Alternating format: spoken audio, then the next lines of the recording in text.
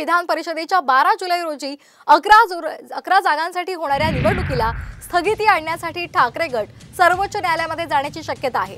आमदार अपात्रता संदर्भात विधानसभा अध्यक्षांनी दिलेल्या निर्णयाविरोधात सर्वोच्च न्यायालयामध्ये सुनावणी प्रलंबित आहे। तर आताची महत्त्वाची बातमी आपण पाहतोय। विधान परिषदेच्या 11 जागांसाठी 12 जुलैला मतदान होणार आहे।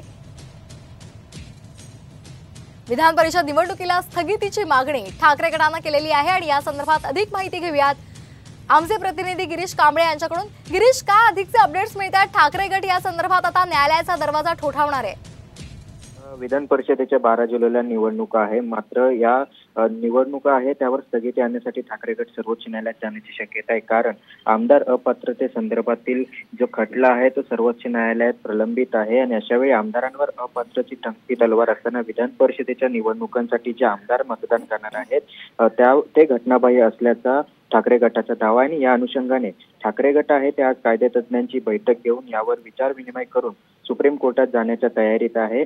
कारण ज्या पद्धतीने जरी विधानसभा अध्यक्षांनी जरी निर्णय दिला असला तरी ठाकरे गटात सुप्रीम कोर्टात गेलेला आहे आणि त्या संदर्भातील सुनावणी आहे ती प्रलंबित आहे। आमदारांवर अपात्रतेची टांगती तलवार आहे आणि त्यामुळे अशा पद्धतीत आमदारांचे 11 जागांसाठी जे मतदान होईल ते घटनाबाह्य असणार आहे। ज्या आमदारांवर अपात्रतेची टांगती तलवार आहे ते मतदान कसे करू शकेल अशा पद्धतीचा आक्षेप हा ठाकरे गटाकडून करण्यात आलेला आहे आणि त्यामुळे आता हे ठाकरे गट सुप्रीम कोर्टात जाण्याच्या तयारीत आहे।